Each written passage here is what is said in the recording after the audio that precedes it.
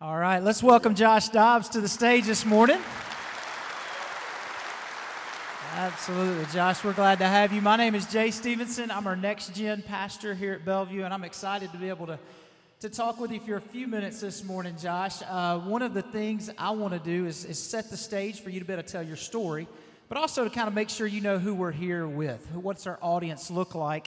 I think in about 30 seconds, we can kind of part the Orange Sea, if you will. We can kind of see who we've got here. I think there's a clip, a song that we're going to play and just kind of see what our audience is like this morning. So let's check it. There it is. There it is. On the front. Okay, we got some standards. There we go. We got the guy in the good blazer over here. You can always tell with the people clapping. The clappers, you know, yes. The clappers or the. Yeah, we got some more standing up. Here we go. There we go, those that know the words. Home sweet home to me. Good old Rocky Top. Woo! Rocky Top, Tennessee. That's good. Josh, that never gets old, does it? It never does. It was, it's funny because when I was going to Tennessee, I grew up in Georgia, and all the Georgia fans say, I mean, you're going to get so sick and tired of hearing Rocky Top every single day of every single game. And when you get there, it's like every single time you hear it, you know, it almost energizes you. You get excited when it comes on because usually when it's playing, it's usually a good thing. So Absolutely. Love it. I know that feeling well. So, this is Tennessee country, and so we're excited to have you. Why don't you tell us just a little bit about your story growing up, kind of your family and background? So as I said, I'm from Georgia. I was born in Birmingham. I moved to Alpharetta when I was 5. I grew up an only child. To the son of Robert and Stephanie Dobbs. So as an only child, my parents quickly learned that for me to enjoy my time with my friends, time outside of school, to sign me up for, after school activities. So they began signing me up for sports, football, baseball, and basketball. It's a funny story because my parents didn't grow up in the sports arena. I think my dad maybe played football 1 year in the 6th grade. So my mom tells the story a little better, but I ended up playing tackle football by accident. My mom signed me up for t-ball baseball when I was 4, and as a kid, I had a lot of energy, and all my friends were in every other sport. They're playing soccer, they're playing football, they're playing basketball, but she kept missing the deadline to sign me up for sports because she didn't know when it was.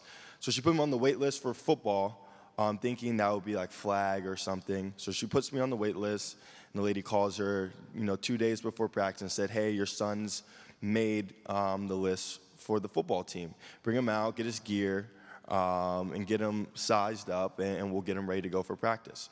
So my dad takes me over to the gear shop, and he's thinking, okay, he's just going to get like a flag, some shirt, some shorts.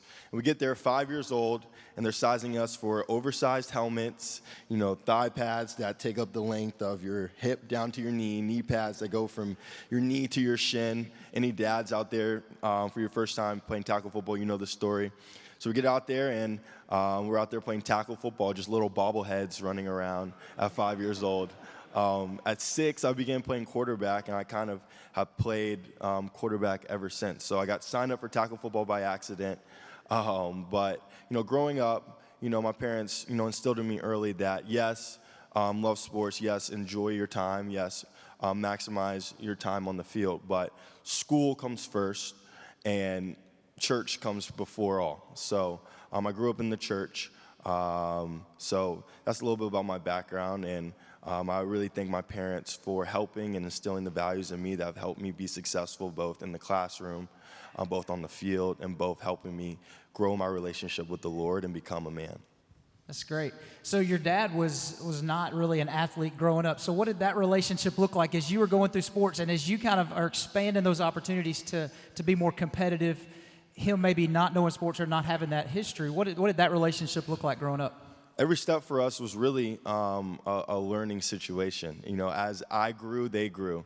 Every experience that I had for the first time was their first time walking through those shoes. So we got the travel baseball. As we all know, the travel baseball is a circuit It's extremely competitive in Georgia and Tennessee. That was their first time doing it. So every time we went on a trip, whether it was we were playing like the BPA World Series or AAU World Series, it was their first time going through it. So it was a fun experience to get a chance to experience that with my parents. It was always funny as football progressed and throwing the ball became more part of the game. Warming up with my dad got more and more comical. I remember in 7th grade, as I said, he never played football. I think when he played O-line, we would throw, and he couldn't really catch. So I would throw him the ball, and he would just knock it down and just toss it back to me. And this would repeat for like an hour over and over until I was warmed up, ready to go to the game. So it was an unreal experience. My mom was the planner of the family, so she was the one doing all the research. She was the travel mom that coordinated everything. So she had the hotels booked, the tournaments booked months in advance. So they were wonderful. They caught on very quickly to what the sporting world was, and they were able to help me out along my path. That's great. I think for all of us dads out here who've used that excuse of I don't understand as our out, that doesn't work with your dad. That was awesome. You always can learn. He became it was funny. He became the energy coach. When we were 10, we were playing in the World Series, and we were going through a slump. And he basically coined the term like no fear. You know, we were playing a lot of teams that were a little older than us, had players a little taller, threw a little harder than us. But he said it's all about your mindset. He began his like no fear approach, and I really incorporated it into how I play today. That when you get out there, you compete. You go out, you play 100%, you put your best effort forward. Doesn't matter how hard the dude's throwing them, doesn't matter how big your opponent is. If you put your best effort for it, that'll be enough. We ended up going on, winning the World Series, and so it kind of goes to show that, it's like the David and Goliath thing. It's about your mind. That's what comes first. It's not about the physical side. That's great. We're going to get back into that a little bit, but I want to hear a little more of kind of high school. You were baseball and football. You were really good at both of those. I know we've got some baseball teams here. What did that kind of look like, multi-sport through high school and then kind of deciding what sport you were going to choose going into college? Right. I know we live in a day of specialization. So for me, and my biggest recommendation and advice is for any high schooler, middle schooler, whatever it is, to play as many sports as you can for as long as possible. By playing other sports, you're able to develop into the ultimate athlete. I know things that I learned on the baseball diamond, things I learned on the basketball court have helped me and even helped me today be a better football player. So in high school, I was heavily recruited in football and in baseball. I grew up, when I was in 3rd grade, I said, I want to go to Stanford. That was the ideal school, and that was the school I wanted to go to.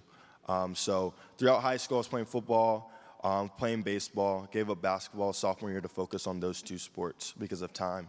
So I'm going through the recruitment process, and I'm thinking, I really love baseball. So I would literally, the week before football season every year, me and the family, we would take a trip to Stanford to go to their yearly baseball camp right at the beginning of football season, just because we knew that's what I wanted to do. So we'll go out there, ended up receiving a baseball offer from Stanford, had several football offers.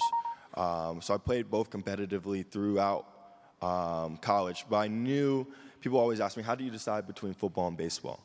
And it was honestly one of the most difficult decisions I've ever had to make because I truly love both sports. And I said, even though I love baseball, and even though I said Stanford was my dream school, I said, if I wake up every single Saturday at my dream school and I'm not playing football, I'm not playing quarterback of that university, I'll be pretty upset. So that kind of told me, hey, football is what you need to pursue in college. But I would have never known that if, in 8th grade when I had a travel baseball coach tell me to give up football for baseball, who would have known where my story would have ended. So it's just a testament to play as many sports as you can for as long as possible, whether that ends in middle school, whether that ends in high school, whether that ends in college, or whether you're the next Kyler and you get drafted in both to go to the MLB and NFL. Play as many sports as long as you possibly can. That's good advice.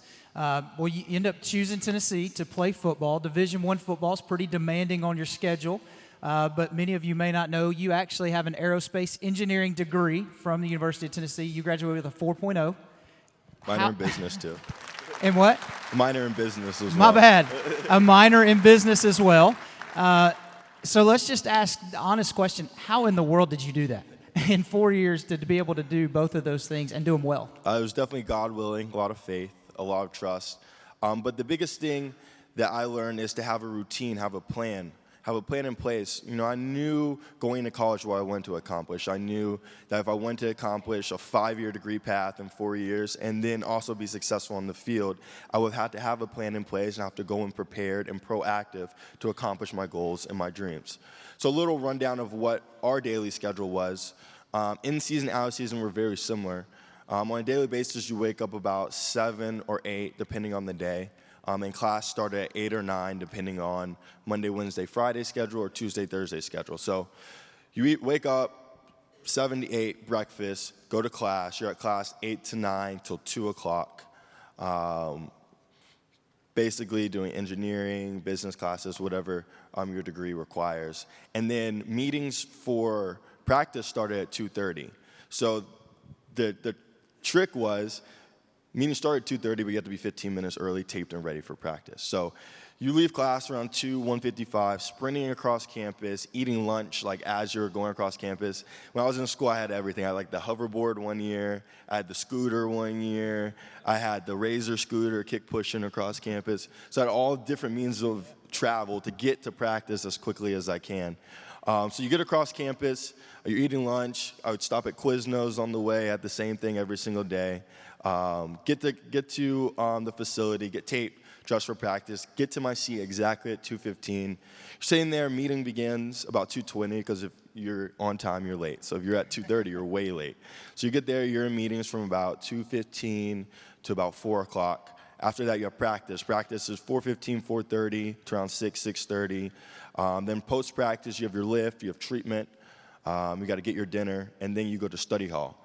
Study hall is about 8 to 10, and then from there it's, you probably still have more homework after study hall, so accomplishing everything you need to get done. Wake up the next day, repeat, recycle, and go back to work. So as you can see, it's a very strenuous process from freshman to senior year. It's very monotonous. But the key is, I know a lot of people say, and a lot of people's excuse when they're trying to accomplish a big task, a big goal, they always say is, there's not enough time in the day to accomplish something. And for me, it's like there's 24 hours in the day, so you got to take 7, 8 hours to sleep. So that gives you, 17 hours left in your day, 16 hours left in the day. That's a lot of time. It's a lot of time if you're not procrastinating. That's a lot of time you have a plan. You have a plan in place. Go out and productively attack your goals that you have in place. You can accomplish anything in that amount of time in a day. So that same goals, those same routines that I developed, that I used in college, I'll be a fool to say I developed them in college. I developed them in high school. I developed them in middle school. I developed them in elementary school. As I told you, my parents were very integral in my process to where I am today. So at an early age, they put me in sports, yes, but they also were pushing me to take advanced classes. They were pushing me to take, the AP courses. They were pushing me to have a lot on my plate already, where I was already learning how to juggle a schedule, how to go to school, then go to football practice, then do my homework, then do my roles for whatever other club I was in, how to accomplish those goals in a day in high school. So by the time I got to college, the habits, the framework, the routine was already in place. And then from there, it's just repeat cycle and go to work. Of course, it was on a bigger scale. Of course, more was at stake. Of course, I was getting an engineering degree and playing SEC football. But the habits and the framework were in place, which allowed me to be successful at the next stage. Man, that's great. I'm tired just listening to your schedule. Me too. I don't want to go back. I understand. Do not want to go back. Well, but I think it's a great lesson for all of us. We see on Sundays or Saturdays you playing and go, man, I want to be there. But they don't see what you did day in and day out from middle school all the way through to prepare. And I think that's the same thing for those of us that follow the Lord. We want to stand up and quote Scripture, but we don't see that every day we're working on those memory verse cards and we're reading the Word and we're allowing God to change our hearts so that when we're put on that spot, we do succeed. Speaking of being put on a spot, so you're an entertainer, you're an athlete, you are creating moments and memories for people you'll never meet. I never thought I'd have the opportunity to meet you, but you were a part of a moment, of a memory for me that I'll remember for the rest of my life, and for some of you in this room. It was a game that you played several years ago. It was a play towards the end of that game And I can remember what I was thinking before the play, and I can remember after the play, picking my oldest son up and almost throwing him across the room because I was so excited. You know what play I'm talking about. For those of you in the room who do not, we're going to watch this play that's actually named after you. So turn your attention to the screens.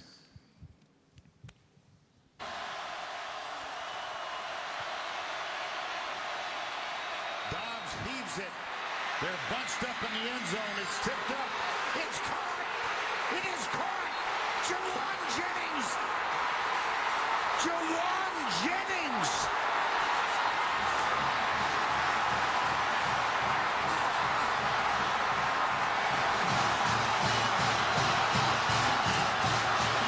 Another hobnail boot. Sorry, all Georgia fans. Yeah. Where's the Georgia fans? Yeah. I enjoy just watching the reactions of like everyone after the game. Every single time, it always gets me. Yeah, I hate that for the Georgia fans, but it was a great moment for us who bleed orange. Tell us a little bit about that play, kind of what went in. I mean, the confidence to step in the huddle and to call the play and then to do what you've been practicing for months in that moment. Talk a little bit about that. Can we pull the play back up? Just the beginning. I just like to get in my football. If you can pause it like right at the beginning, that'd be awesome. Dobbs heaves it. They're bunched up in the end zone. I get in my football mode right here. So when the play pulls back up, if you look at like the set, it was very ironic. Not ironic, but it's very interesting when you watch. Like football is a beautiful sport because so much plays into just the opportunity to throw this play. So if you set the scene, you set the situation. Right now, there's 4 seconds left. If you go back to Georgia's drive, I think they had about 16 seconds on the clock. We had just called timeout. It was like 3rd and 4. And we're saying, okay, they have 0 timeouts. If they catch the ball in bounds, the game's over. So we're saying, hey, guys, keep them in bounds. They have no timeouts. They catch the ball, game's over. So we're thinking, this is easy. We have it in the bag. We're just going to go home. Nice, easy Saturday stroll down to Athens. So they ended up throwing. We go 2-man. They hit the whole shot down the seam for a touchdown. So on their celebration, a guy runs off the sideline. They get excessive celebration, get a 10-yard penalty that backs up the kickoff. Evan Berry at the time is the nation's leading returner. He's averaging like 40 yards a return. So what you know, most teams, they just boot the ball at the back of the end zone. You get the ball in the 25, you start your day. Because the kickoff got moved back like 15 yards, I think it almost got moved back 20 yards. Because of that, they had to kick the ball to him. So they kicked the ball to Evan. They tried to pooch kick it. He sprints up like 20 yards. He catches it. At the time of the kick, there was 9 seconds left. If you think about it, if he would have let the ball hit the ground and then catch it, the clock would have ran. We probably would have never got the play off. Instead, he sprints up. He catches it. He runs right. He's looking at the clock. He breaks like 2 tackles. He's running down the sideline. Gets out of bounds for a first down. Gets out of bounds at around the 43-yard line where we ended up throwing it from. So all that just gave us a chance to even throw the Hail Mary. So the Saturday we were trips left. And what we called it was funny. We called it Big Ben left. That was just our Hail Mary package. So our set was, and this is how it normally is, was Josh Malone at the Z. He's normally the farthest outside receiver. Jason Kroom, who would be the jumper in this instance. Josh Smith, and then Jawan Jennings on the backside because he plays X. So we came up in the set. We lined up. And obviously, the game of football is like a game of chess. So we came out. We saw what they were doing. We ended up calling timeout. At the timeout, our receiver coach, Coach Azani, he switched Jawan and Josh Malone's position. So he ended up putting Jawan at the Z, so he's farthest outside to the left. He put Josh Malone backside on the right. So when you run the Hail Mary Big Ben play set, the guy in the middle, as I said, is the jumper. So Jason Kroom's goal is to get about 3 to 4 yards in the end zone. He's the guy you're throwing the ball to. Jawan, the guy farthest out, is supposed to get 4 yards behind him to the left, and he's the back inline guy. Josh Smith, who's the number 3 in the slot, he's the crummer. So anything that gets tipped forward, he's catching that. And then Josh Malone gets all the way across the field, and he has anything that goes inside, gets tipped inside. So when you watch the play, Georgia, they don't impede our receivers off the line. So they get a free release down the line. So you just get a free 40-yard dash to the end zone, which helps me at quarterback because all you have to do now is take a 3-step, hitch, and throw it. Instead of usually you see guys scramble around because guys are getting jammed as they're getting down the field. So they get down the field. Kroom ended up gets walled, so Jawan and Kroom kind of switch positions, and that's when Jawan goes up and he makes the catch.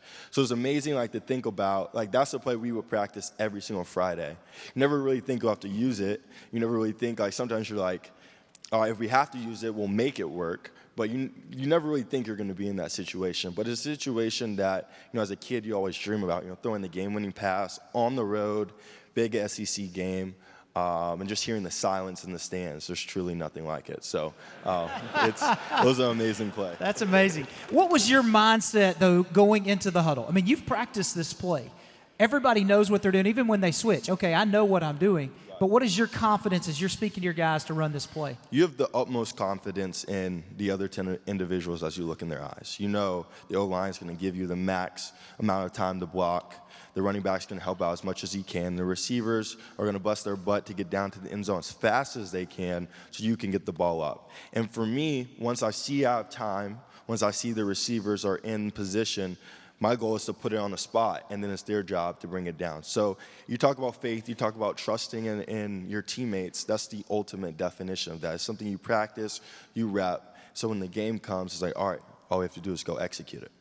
That's great. And you talk about faith. I think that's a big part, I'm getting to know you yesterday and today and talking to you. It's a big part of who you are. So tell us a little bit about your faith journey and kind of what that looks like. My faith journey began, as I said, it was a kid. But I think the beauty in what my parents did was they wanted me to understand what it truly meant to have a relationship with the Lord. So I was baptized when I was young, but they wanted me to get truly baptized once I knew what it meant to take Jesus into my heart as my Lord and Savior. So after my 16th birthday, it was a wild weekend, as in Friday, we had the basketball state championship game, so we ended up winning state championship that day. Saturday, I had my Sweet 16, so I had a fun celebration with my friends. I even was given my first car, Jeep Grand Cherokee, so I was a new licensed driver at the time. But Sunday, the culmination of the weekend, was my baptism. And as I look back on the weekend, and this is a picture from that weekend, a full hair of hair ago. As I look back to that weekend, that moment was really the best moment all weekend. I had a lot of family in town. But I think for me, it was, just the moment in my life where I truly, as a teenage 16-year-old, took Jesus into my heart. And it kind of has set me on the path that I've been on ever since. You talk about, you win a state championship basketball game. That's pretty cool. You get your first car. You have your Sweet 16. But all that paled in comparison to that moment when I was baptized. And then from there, I've just been able to grow in my relationship with the Lord. I mentioned it a little bit yesterday, but I truly learned what it meant to be a Christian, what it meant to have my faith as a priority once I got to college. As an only child with two very involved parents, as you can imagine, they were banging on my door every Sunday to wake me up at 9 a.m. for church. When you get to college, that's not there. You get there your first Sunday as a freshman, you're like, okay, I'm going to go to church in the morning. Then you don't set an alarm, and you wake up at 11:30, and you're 30 minutes late to church. It kind of shows you, like, hey, if church is going to be a priority, if my faith is a priority, I have to make it a priority. I have to go get involved in a church. I have to go be present, be willing, be involved at a church. I was able to find a great church in Sevier Heights with Tim Miller during my time in Knoxville. But it goes to show with anything that you have to take the ownership on yourself. If you want your faith, if you want to grow in your faith, it has to be something that's important to you. You have to be present. When you're present, you don't just have to be sitting in the seats. You have to be involved. Are you learning? Are you actively taking notes? Are you trying to improve and incorporate the teachings, the learnings that you hear, while you're in church, or while you're talking with your mentors on a daily basis? Are you incorporating those to your daily walk with the Lord? Are you incorporating those in your daily actions with how you treat the people around you? So I learned that in college. Once it was on me to grow my relationship. And then from there, as a culmination with the baptism as well, it's been a wonderful walk. And I learn daily. I slip up sometimes, but every single day I try to improve and grow from the last day. That's great. And you talked a little bit last night of the importance of those friendships, but talk more kind of about those mentors, because you're strong mentally with your schedule and discipline, but as far as learning from those people that have maybe been there before you and some of those people that have poured into your life, talk about the importance of having good mentors in your life. It's extremely important. It's important, I think, that you see yourself in your mentors. A big guy for me was Tim Miller, as I said. He not only was the pastor of Severe Heights, he ran The Walk, which was a college-based Bible study fellowship that occurred on Wednesdays and Sundays. He was our team chaplain as well. And he was just a guy that had been in the Knoxville area, has seen what Knoxville, what University of Tennessee football is, and was able to help me through college. Legit, whether it was just going to his house, talking with him about things I was going through, whether it was on the field with anxiety, getting ready for a big game, whether it was in school with big tests coming up, or whether it was just trying to be myself in kind of like a pool where I feel like all the eyes were on me. He was a guy that had seen it, had done it, and knew just how to relate to me. And I think that was very integral in my success, very integral in my development while I was in college. So when you're looking for a mentor, when you're looking for those people that will help guide you along your path, look for people that have, one, like seen it, one, have done it, and people that you see yourself in. And I know Tim was definitely very important for me. That's great. And I think for a lot of guys in here, a lot of young guys, that's important to surround yourself with those people that are good influences for you. But kind of flip that, maybe for some of us who are on the other end of that. And I know for you, you give a lot back to the community and investing time and encouraging children with your quarterback camps and other things you do. What's the importance of you using maybe your platform or your stage of life to invest in others, to be mentors for other people? How would you encourage some of us in the room for that? I feel like we've talked about it all morning with just going on about John. I think we are all blessed with a platform, some big, some smaller. But at the end of the day, you're blessed with a platform, whether it's your family, whether it's the people that you interact with on a daily basis, or whether it's a large Instagram following, whatever it may be, you're blessed with the platform. So the onus is on you to positively impact that platform. You know, for me, playing football, you're given a tremendous platform where you're able to meet wonderful people, you're able to do opportunities like this, you're able to have camps, be able to meet kids, people from all across the country, all across the world. And for me, I know that that's my platform, that's my opportunity to give back, share my story, share my goals, share my passions, but also inspire those people to, one, walk with the Lord, come closer with the Lord themselves, and also inspire them to achieve their goals, to achieve their passions, and work hard for those passions. So we're blessed with the platform, and we have to use that in a positive way. I think we would be a fool not to see that you have a platform, whether it's 1, 2 people, whether it's 1,000 people, whether there's 1 million people. No platform's too big, no platform's too small, and the onus is on you to use that in a positive way. I think that's great. And your platform is, you know, from the standpoint of being drafted in the NFL and the kind of the eyes that are watching you and what that looks like. Talk to us a little bit about, you know, maybe sometimes in the news we hear the bad side of guys who are choosing the wrong road in the NFL. What does that look like for you, you know, making good choices and pursuing Christ in the NFL? I'm sure there are a lot of avenues for you to go the other way, but you've stayed strong in your faith. What are some of the things you've put in place, both on a sports team but also in the NFL, to continue to pursue Christ? The NFL is a beautiful league, is a beautiful organization because of every single person in the NFL has their own story of how they made it and comes from a different walk of life. And so it's like a melting pot of so many different cultures, beliefs, so many different value systems in that locker room. And so for me, you have to develop your value system, and you have to stay strong and stay true to that. And you have to surround yourself, we keep going back to it, you have to surround yourself with people in the locker room that have that same value system. There's a lot of people in the locker room that are believers and that going to church and being believers is extremely important to them. So those are the people that you surround yourself with. And there's also teammates, they may not have that same belief system. But now as a Christian leader who is strong with my faith, now the onus is on me to help them develop a relationship with God. Whether it's taking them to church, in our Bible study, we always have a rule: bring one friend. Doesn't matter who it is. It can be a teammate. It can be a coach. It can be a trainer. It doesn't matter who it is. Bring one friend, whether it's the after practice prayer or Bible study. Just bring a friend. Every single time that prayer circle will grow. Every single time that Bible study will grow.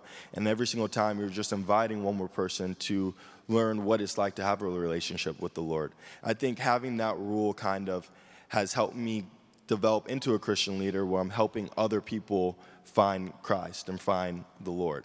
So every time I go to a Bible study, I just say, hey, hey, Jake, hey, DJ, hey, just come by Bible study. Whether they stay the whole time, or they come for 5 minutes and leave, or whether they come back every single time, I still was able to help them in their walk with the Lord. And I think that's a good rule to go by.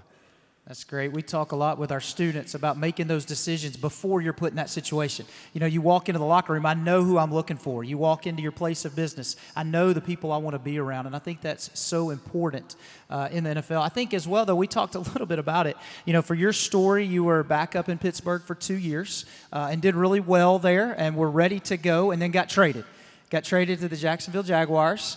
It wasn't long after you were traded that Ben Roethlisberger got hurt. And that should have been you stepping into that spot, but it ended up being a couple other guys. How do you handle that maybe when the breaks don't go your way? Everybody's got their own story in the NFL. The breaks have gone their way or your way to be there, but then to see so clearly that opportunity miss. Talk a little bit about that. Yeah, so a little more detail in the story. So this season started off as the backup in Pittsburgh. After the Patriots game, I got traded to Jacksonville. When Nick Foles got injured in their first game. And so I get traded. I'll talk to you about the trading process because it's definitely a doozy for sure. So we get back from New England. We have like the 8 p.m. game. We get back at like 3 a.m.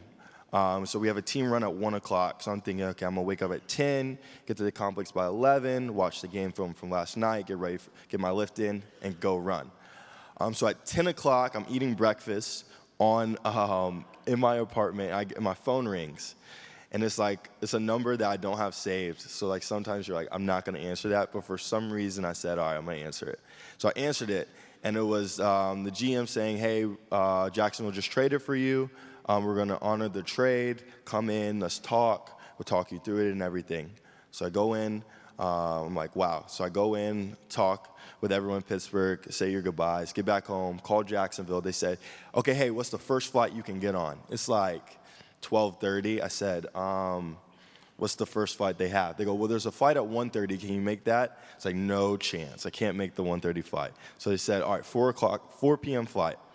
So you're like, all right, what do I pack? So I have to pack for 2 weeks and 2 hours. So I would just throw everything in the bag that I see, just throwing everything in the bag, zip it up, go to the airport. You fly to Jacksonville. Next morning, you're in physicals at 6:30, and boom, a new playbook's in front of you. And Wednesday, you're practicing for a new team and getting ready to play by that Sunday. So you get to Sunday, and you're still looking up at the scoreboard. You're checking for your old team. You're looking at it. You don't really see anything pop across the scoreboard. Get to the phone after the game. As he said, that was the game. Ben Roethlisberger went down. So there's a lot of things that can go through your mind. Frustration, jealousy, anger. But for me, and a lot of those thoughts did flash in my mind, if I'm truly being honest. But for me, at that moment in time, I had no control over that. That situation in Pittsburgh was gone. I was there. I had my time in Pittsburgh. And at that point, I was a Jacksonville Jaguar, and I have to maximize that opportunity because I don't know when my opportunity will come to play in Jacksonville. If I'm too busy mulling over, I should be playing in Pittsburgh right now. That could be me right now. Then whatever opportunities that come in Jacksonville, I won't be ready for them. They're in the past. I think, a lot of in this world, we let a lot of our past, things that have occurred to us in the past, we let them affect our future. And we can't do that. You have to be focused on the task at hand. You have to stay present. You can't look too far ahead in the future because you're not focused on the task at hand. You can't mull over the past because you're not focused on the task at hand. You have to focus on now. So in that moment in time, I kind of had to flip a switch in my mind and say, okay, let me focus on now. Every single day, I'll just grow, I'll improve. And even though that should have been me, God still has a plan. Maybe he's trying to save me for something. Maybe he's trying to shield me from some type of experience. Whatever that may be, I don't know, and I still don't know what it is yet, but I know that whole situation is preparing me for the future. It helped me grow stronger in my faith this year. It turned me into a better football player, into creating better habits, learning how to practice a little better, learning how to study a little better, learning a whole playbook in a week. That helped me become a better football player just right there. So there's so many situations that I went through this year, really in that week and in the last 4 months, that have helped me become a better man, that I'm extremely thankful for, that I know will help me in the future when that opportunity comes. So yes, in your present mind, you want to be so angry, jealous. I know we all go through it, whether it's a big promotion after work we feel like we missed out on. But you can't let that affect your mindset. You can't let that affect your work ethic. Because when that opportunity comes, if you did, you'll never be ready for it. That's so good, and I don't want us to miss that. All these things tied together from middle school, setting these things in place, these structures in place that allow you to be successful. But along the way, even when God changes that plan, you stick to what you know. Stick to where God's leading you and what He's doing in your life, and I think that's great. We got a few more minutes, so let's just go rapid fire. See, let's just some fun stuff. Okay, let's do it. All right, toughest place to play in the SEC? Toughest place to play, Tennessee. If you're not a Tennessee fan, if you're not a Tennessee player, for us, it was probably, Florida was tough because it's so humid. When you get out there, you feel like you're about to faint. So that was always a tough place. And then I know we have some Texas A&M fans, so I will give them their credit. Texas A&M is difficult because it's different. You guys do the weird, cult singing, dancing stuff. It's an interesting environment out there in Aggie land. All right, defensive player, college or pros, that you don't want to see on the other side. So Alabama always had the best linebackers. So they had Reuben. Reuben would call out your plays before you even you clap, and he's standing where the ball is supposed to go. He was always difficult. Minka Fitzpatrick played cornerback. It was like, hey, let's just not throw the ball to the left today. We'll just throw it to the right. So they always had a pretty good defense. I think it was fun watching Derek every single day go against our offensive tackles because he could run the hoop so well, and he was so skilled. That's what the beauty about the SEC would be. Every single Saturday, you would look over there and say, well, there's a first-round draft pick. We would play Florida, and it's like Dante Fowler. It's you're playing dodgeball back there. Just, excuse me, just hoping you just don't get hit. That's amazing. Favorite route to throw? Oh, go ball, 100%. You get pressed up, you get a go ball, you have your best receiver out there. There's nothing like it. It's touchdown every time. That's awesome. Anything else you would want to say to anybody here?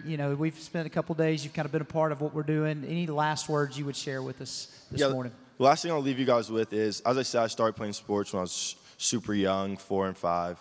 And what I've learned is, I've been on a lot of teams throughout my life. So my first team was the Alpharetta Eagles. We won the championship. It was amazing. It was the Alpharetta Eagle for about 5-6 years. That team ended. My first baseball team were the Wills Park Wild Dogs. We had a 2-year stint. We won the World Series, went to Cooperstown, placed 3rd, had a lot of success.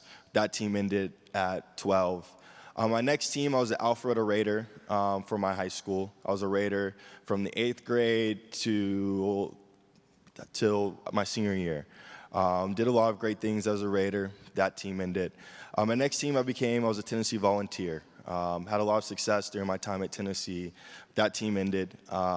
Next team was the Pittsburgh Steelers. I was there for 2 years. That team ended. Right now, I'm a Jacksonville Jaguar. At some point, that team will end.